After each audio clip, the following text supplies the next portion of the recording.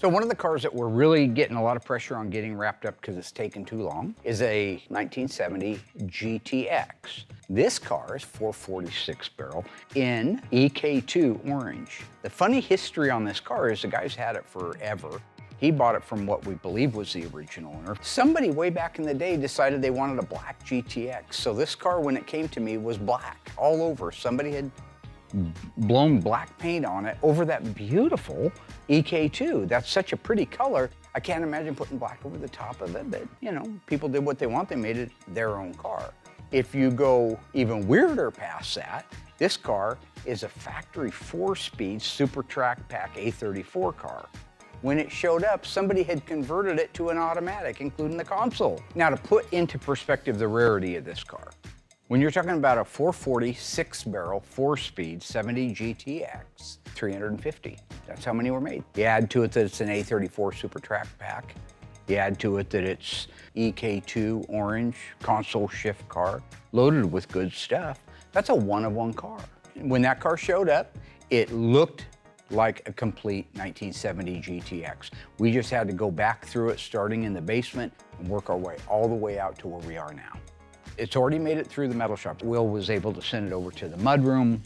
Mud guys jumped right on it, started going to town on getting all the smoothing done. That came out pretty quick. I think it's about 45 days now in the mud room. Back over to Will for the priming and the blocking. Then they blow it apart. They start doing the jam work, put the parts back on it, and pretty much where we're at right now is final jam work on the car, final paint work.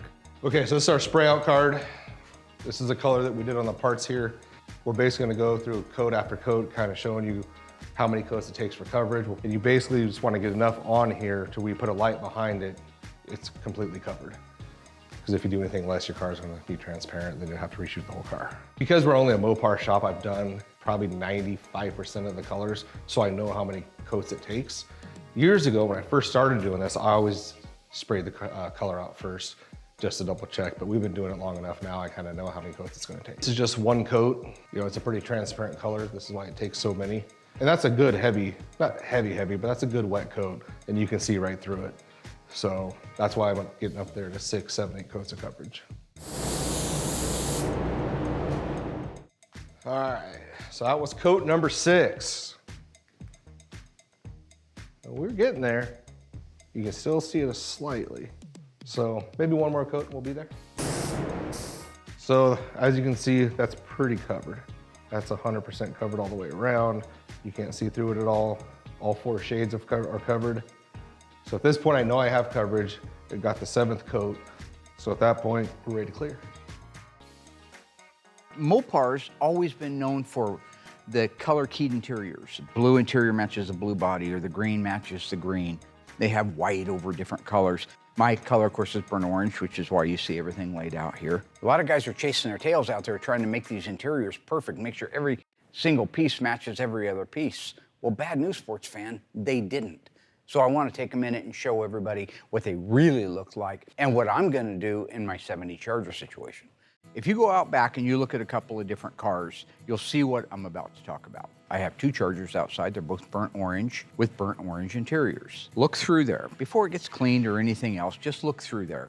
And you'll see that the burnt orange trim pieces, like the A-pillar moldings and the knee bolsters and the center dash bolster, or trim as Tony calls it, the ashtray, these are all the same color as the interior. Mopar was big on that. They loved color keying things like that. The seat belts were black, but the rest of it was all burnt orange. The carpet would be burnt orange as well. I also have the original dealership books. These are the books that you would have selected one of your cars if you walked into a Dodge dealership in 1970 and said, I want to take a look at the books. You have original swatches of the vinyl. You have the color charts. You have what options you can get with it, what you couldn't get with it. So it's a huge advantage when it comes to duplicating the way something was built 50 years ago. You take that, you match it up to an original coat hanger that's never seen the light of day. That's factory stuff. You pull it up to a trim that's been exposed terribly to the elements for 50 years, and this fades. But it's okay. The factory didn't match, that's the point. One panel didn't match the next panel. That's the way the manufacturer did it. Different lot runs. You ever buy 2 carpets? Buy a carpet for one room, you try to match it a year later, they're different lot runs, they're different color dyes. So what do you want to do on your car? You want to do what the factory did, and that's what this is about. If you have a car that has a color keyed interior, whether it's blue or green, black wouldn't count as much because most of those all match each other, but burnt orange in this case. Be okay with the fact that they didn't all match each other from the factory. They had multiple vendors. It's like carpet, it's like trying to match a paint. They use a different toner the next time they mix it up. So while they probably did match a lot better in 1970, I guarantee you that the lower dash pad knee bolster area didn't match the trim on the left-hand side of the column, and it didn't match the one on the glove box. Be okay with the idea that it shouldn't all match perfectly. So if you have a car and it's an original one, there should be a variance from panel to panel. And if there is, it's totally fine. This is the glove box. This, while setting inside the car, will kind of be oriented like that. And you can probably see a difference in the colors. Again, it's factory color mismatch. That's fine. I don't mind a factory color mismatch. Here's an A-pillar molding. This is out of a completely different car. Hold it up to that. Can you guys see the difference in that color? It's mild. It's gonna be hard to tell on TV, but believe me, there is a subtle, ever so subtle difference between these two colors. Like you can see a difference. I'm doing a bit. This is an example of me minding my business, doing my job, trying to teach you something at home, and Will having to stick his fat face into my business. What are you teaching? I'm teaching them how to tell color shade differences and that it's okay. It's all right if these two A-pillar moldings are out of the same car, but don't match exactly. I'm using things like my original color and trim selector. Pretty cool, right? I was just gonna have you check a color. Yeah, I don't think the audience will mind if I stop and check the color for you. Well, if you're doing If you need my assistance. Yeah, I'm doing stuff on an interior, but how can I help you? This is for Clark's car, EK2. Just to be clear, Mark asked me to spray this out just so he would know how many coats it takes to cover. Lemon twist yellow? No, Mark is colorblind as a bat. He can't tell the difference between orange and yellow and orange. No idea. It's closer to lemon twist yellow than it is orange. Why is that funny to you? Because that's orange. It's closer to yellow than it is orange. What is wrong with you? It's orange. Okay, so I'm colorblind. The original books aren't. And I happen to have all of the original books, which will prove beyond a shadow of a doubt that I am right and he is wrong. Which you'll notice, look at the color. They have the top 5 high impact colors right here. Yeah. Let's just swing over there. Folks, is it closer to lemon twist yellow? I'm sorry, guys. This is ridiculous, even for Mark. The guy has completely lost his mind. Ask a question. This is where you make fun of me for being colorblind? I do have trouble with yellows and greens and oranges and blues and reds. I'm not making fun of you. And browns. Pretty much all colors. I'm not saying it's a perfect match. I'm saying it's closer to yellow than, where's it at? There it is. Yeah. Yeah. Look, no shine on yours at all. I haven't cleared it. Oh, it hasn't been clear coated. Yeah. Who's crazy? I actually got checked a couple of years ago to make sure I wasn't crazy, and they said, you're fine. Will, I'd like to see the report on him. This is real bloody. This is bright yellow. You're insane. You're crazy. Just paint it whatever color you want. I'm going to paint it. You should paint it the factory color, though. This is the factory color for the car. That is not the factory. That is You're crazy. banana yellow. You're crazy. Oh, you may be right. Yeah, I may be crazy. You are crazy. Yeah, but it just may be a lunatic you're looking for, right? Turn out the lights. Ha ha! Don't try to save me. Ha ha! You may be wrong, Billy Joe. You may be wrong, but you may be right. You may be wrong, but you may be right.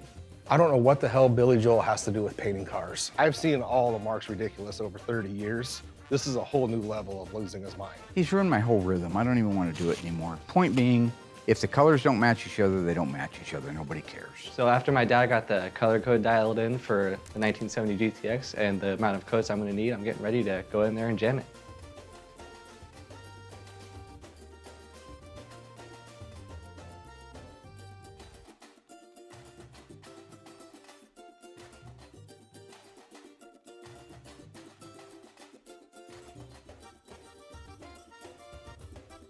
I'm getting ready to do the jam work on the doors and fenders, and it is a base coat clear coat, so it'll take at least 7 coats of color to cover it all, and then followed by clear.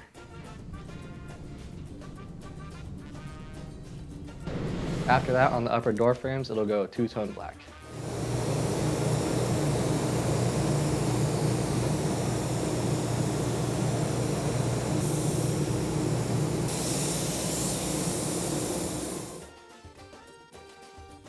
So we're doing the inside of the doors black because the interior of the car is black. If the interior of the car was blue, we'd be spraying the doors blue. But we're doing it black with the orange, got a nice Halloween look to it, and it really pops.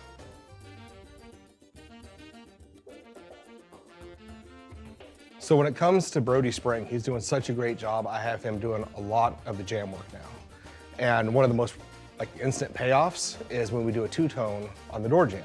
So you have the black on there with the orange, and those two contrasts, they really pop and they really look beautiful.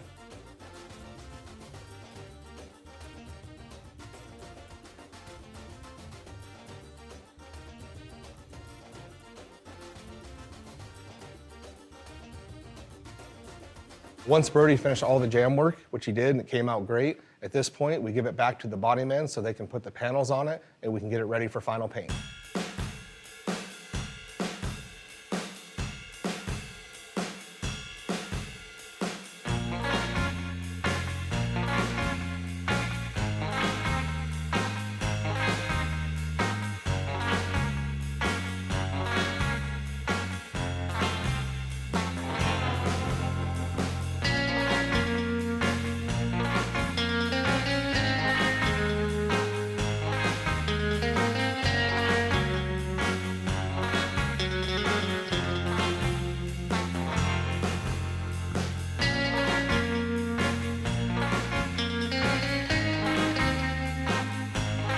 So once I finished the car, we let it sit in the booth for a couple days, curing out. Once that was done, I gave it to Anthony to start the cut and buff process. So what you see Anthony doing right now is he's hitting it with the 3000. It's the final step before we buff. What he did before that was long block it with 1000 grit, 1500 grit, 2000 grit. Then he hits the 3000, which just gets all the little imperfections out. And then that makes it really easy to buff.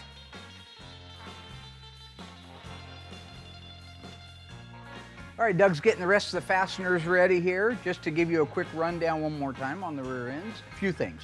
This right here, these 4 mounting areas. This is the leaf spring mounting perch, and it'll go through these holes here. Goes into there, and we put the captive style Keps nuts on the back of it. We like to put the shocks in first because you can see the bolts are way up here high. Those are a little bit difficult to get to. So if they're in place now, all you have to do is snug them down once you get the rear end in. At the back, you've got your shackle, which is this little job right here. This goes into the shackle, this goes into the frame like that right there, and that suspends everything. So we start by bringing it in and installing the leaf spring perches first. Douglas, does that sound good to you? That is correct. Good. Well, I appreciate your help on this thing. That's very nice. Will has done a great job getting the car over. This new sense of urgency that he's working under is working out well for me. Okay, let's put that mammer jammer in there. Try to get these as tight as humanly possible so human hands can't move them later, okay? Thank you. You're the best. All right. Anything you need, Mark. I'm here for you, buddy. All right. I believe that. You believe that, don't you? I absolutely believe it. I love working on these cars. I really do. I only get worried when I'm working with Mark. Don't get me wrong. We work really well together, unless the cameras are on. And when we're filming, I don't know what's going to happen. All right. Look at that. Just fell in.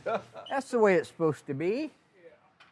M-O-O-N, that spells rear end, huh, Dougie? Thinking about remaking that movie. And the race to the nut house begins now. Which movie? The Stand. The Stand. What are you going to call it? The Rear End Stand, starring Dougie Oldham as Tom Collins and Mark Warman as Stu Redman. Got a nice ring to it? I wouldn't watch it. You wouldn't watch it? If your cousin made a motion picture? Oh, well, of course I'd watch that one, Mark. I'm just trying to lighten the mood. You don't know how difficult that is with Dougie Collins. Could you hand me a ratchet while you're at it? Yeah. They're on your left, Okay. on the shelf. Okay. I do not want my audience at home to think that I've flipped out and I've completely turned my back on OEM. I love OEM. I got a shop full of it. I know OEM. But man, look at that engine, right, for the GTX. It just brings back so many memories of Mickey Thompson valve covers and Holly this, and you walk around that engine and you look at it, and it does have every bit that feel that we had.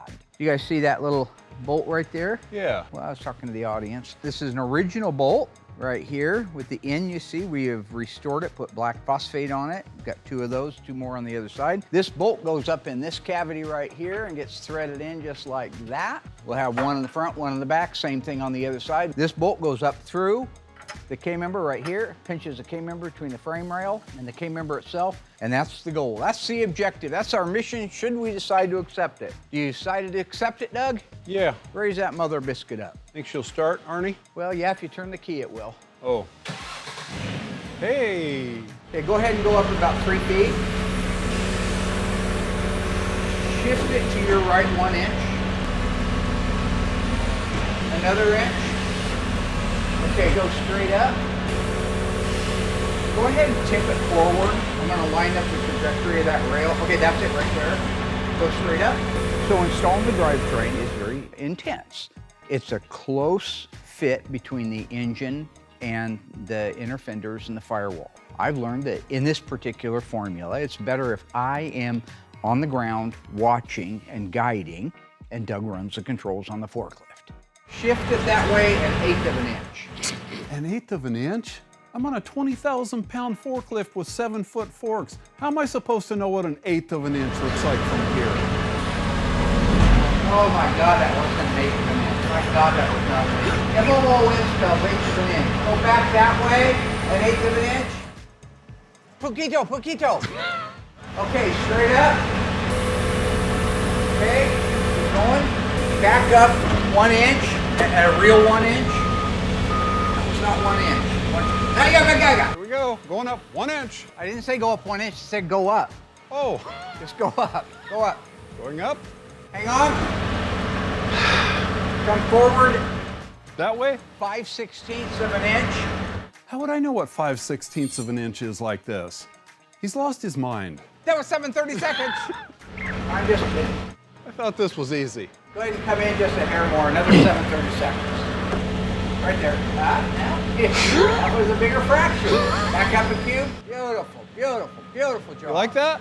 Take her easy, Chief. I'll be right back. So we have all 4 bolts in the K-member, exactly where they're supposed to be. Next is the transmission cross member installation. Okay, he's going to finish putting in the transmission cross member. Then we'll put the torsion bars in, marry the knuckle to the upper control arm, put the shocks on, let it down, and put wheels on it. So remember that song, Rollin'?